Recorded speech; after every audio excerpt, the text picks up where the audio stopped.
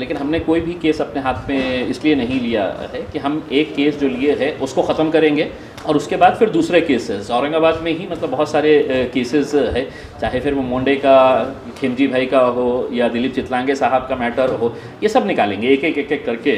पहले ये जो 3 धन्ना सेठ है, पहले इनका हिसाब किताब कर लें।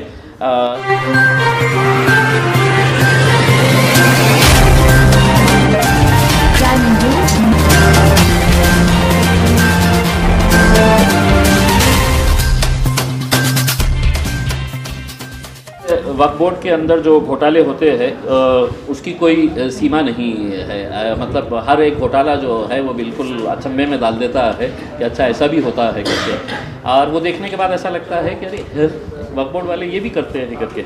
हमने जब औरंगाबाद के जालना रोड का एक मैटर उठाया था, उसके बाद बहुत सारे महाराष्ट्र से लोग आने लगे और लोगों ने कहना शुरू कर दिया कि साहब ये हमारा भी एक मैटर है करके।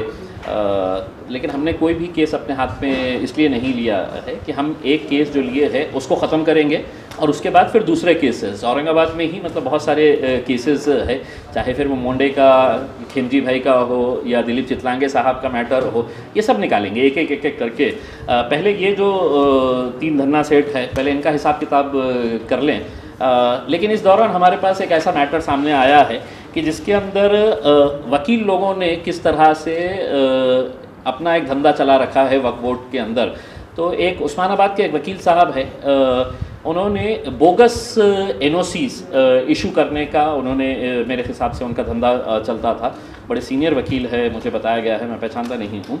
लेकिन एक ज़मीन है बदलापुर जामा मस्जिद ट्रस्ट की, वो ज़मीन वहाँ के ट्रस्टियों ने, वहाँ के जो भी मैनेजमेंट कमेटी है, बेचारे एक वहाँ के डॉक्टर है, वो डॉक्टर को बेच डाली। 1 करोड़ रुपये से ज़्यादा पैसा उन लोगों ने ले लिया और उनको यही बोला कि हम आपको एनओसी दिला देते हैं, एनओसी मिल जाएंगी, आपके नाम पे ट्रांसफ़र हो जाएगा। वो डॉक्टर ने पैसा दे दिया उनको इस यकीन के ऊपर कि चलो आज नहीं तो कल मिल जाएगी करके। पैसा लेने के बाद है तो फिर वो लोग हाँ आज नहीं मिल रही है, अभी बोर्ड नहीं है, अभी वकील नहीं है, ये नहीं है, वो नहीं है करके उसको टरकाते गए। आखिर में उसको बोले कि तुम जाओ औरंगाबाद को और तुम जाके है तो वो एनओसी के लिए तुम कोशिश करो करके। वो डॉक्टर यहाँ पर आया।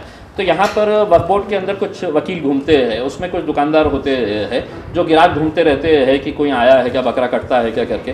तो वैसे ही डॉक्टर साहब को एक वकील साहब मिले और बोले तुम्हारा क्या काम है करके। उन्होंने कहा कि मैंने ऐसी बदलापुर जामा मस्जिद ट्रस्ट की ज़मीन ख़रीदा हूँ और मुझे लेकिन एनओसी नहीं मिल रही है, तो वो एनओसी चाहिए करके। उन्होंने कहा कि एनओसी तुमको मिलेंगी नहीं करके सीधे रास्ते से, तो मेरे पास आओ मैं तुमको बताता हूँ करके। फिर उन्होंने उनको रास्ता बताया और कहा कि 15 लाख रुपए तुमको देना पड़ेगा, मैं एनओसी निकाल कर दूंगा करके।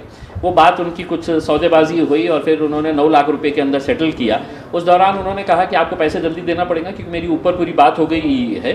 तो उन्होंने कहा कि भाई डॉक्टर साहब ने कि मैं बदलापुर से उस्मानाबाद इतना पैसा कैसे लेकर आऊँ, कोरोना के अंदर चेकिंग हो रही है, ये है वो है करके। तो वकील साहब इतने उतावले थे बेचारे, उन्होंने कहा कि एक काम करो आरटीजीएस कर डालो करके। और उन्होंने आरटीजीएस से 9 लाख रुपये अपने अकाउंट के अंदर ट्रांसफ़र कर लिया और ये एनओसी इशू कर दी। ये एनओसी देखिएगा उसके ऊपर है। तो एनओसी इशू करने से पहले उन्होंने वकील का कॉन्फिडेंस कैसा गेन किया, तो उन्होंने कहा कि अरे मैंने ऐसे एनओसी है तो शोलापुर के अंदर भी इशू किया है करके। तो उन्होंने कहा कि मैं दिखाता हूँ करके, ये एनओसी है तो शोलापुर को इशू किए हुए थे उन्होंने। शोलापुर के किसी मैटर के अंदर सिकंदर लियाकत शेख खांडवी तालुका बार्शी जिला शोलापुर, इनको ये एनओसी इशू किए थे और वो बैक डेट के अंदर इशू करके देते हैं। ये भी एनओसी जो है वो बैक डेट के अंदर मैं इशू करके देता हूँ करके। अब ये लेटर हेड वक्फ बोर्ड का है, ये स्टैम्प वक्फ बोर्ड का है, ये स्टैम्प जो है वो चीफ एग्जीक्यूटिव ऑफिसर वक्फ बोर्ड का है, ये सिग्नेचर सीईओ की है। ये एनओसी उन्होंने इशू कर डाले पैसे लेने के बाद। बेचारे डॉक्टर साहब बड़े खुश हो गए कि अब मेरे को एनओसी मिल गई है। ये अब अपना नाम चढ़ाने के लिए जब डॉक्यूमेंट्स ये वो पूरी तैयार करके लेके जाने लगे, किसी ने कहा कि यार ये एनओसी में कुछ गड़बड़ नज़र आ रही है करके।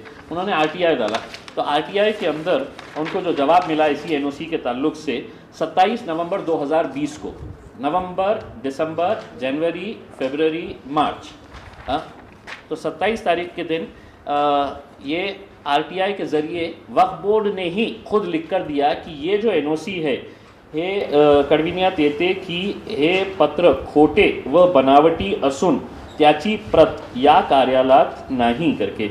ये कौन लिखा है? जन माहिती अधिकारी, सियानत विभाग, महाराष्ट्र राज्य वक्फ मंडल, औरंगाबाद। इन्होंने 27 नवंबर को। तो अब उसूलन वक्फ बोर्ड अगर ये मान रही है कि ये एनओसी जो है ये बोगस है, डुप्लीकेट है, तो 28 तारीख के दिन वकील साहब के ऊपर एफआईआर रजिस्टर कर देना चाहिए था उन्होंने।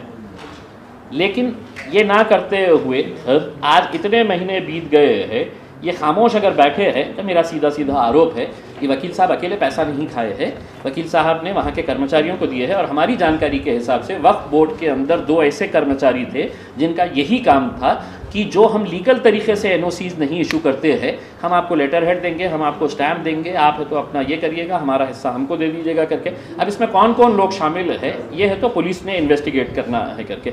कल वक्फ बोर्ड की मीटिंग है मुंबई के इस्लाम जिमखाना के अंदर, ये मुद्दा हम उठाएंगे और वक्फ बोर्ड को ये मांग करेगा कि मतलब इनके वकील साहब के ऊपर एफआईआर रजिस्टर होना, ताकि पूरी चेन जो है वो समझ में आए और ये भी समझ में आए कि वकील साहब ने ऐसे कितने एनओसीज इशू किए हैं करके। तो अगर ये वक्फ बोर्ड अगर आगे पीछे होता है इसके अंदर ये करने के लिए, तो हमने डॉक्टर साहब को कहा है कि आप अपने तौर के ऊपर, चूँकि आपका पैसा आपने 1 करोड़ से ज़्यादा है तो वो ज़मीन के लिए दिए है, जामा मस्जिद ट्रस्ट के ट्रस्टीज़ को दिए हैं और आपने ये 9 लाख रुपये दिए हैं, तो आप अपने तौर के ऊपर भी एफआईआर रजिस्टर कर सकते हैं।